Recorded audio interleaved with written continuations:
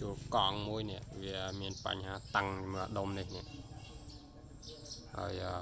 ចាស់គេដោះនឹងចេញខូចផ្លូវនេះផ្លូវមុខវាខូចអានេះហើយវាដាងវាប្រើលេខ6001ហើយយ៉ាសន្ទះខាងវាដាងវានៅជាប់នេះមកខាងនេះ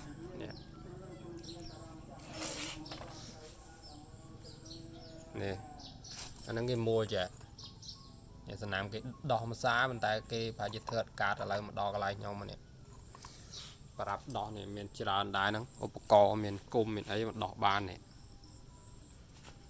សោគ្រប់ប្រភេទដែរហ្នឹងมันដោះហ្នឹងចេញมันធម្មតាទេឥឡូវដោះហ្នឹងចេញហើយវាយើងដាក់ផ្លូវថ្មីនឹងដាក់ដាងថ្មីអានេះទុកនៅដដែលនេះចំណាយពេលដោះវាយូរដែរហ្នឹងឥឡូវនៅដោះយកសន្ទះពីដាងមកក្របនេះចេញទៀតវាយមកវាមកចេញតែបដូលស្នូលវាឥឡូវនៅសន្ទះប្រើនេះដោះ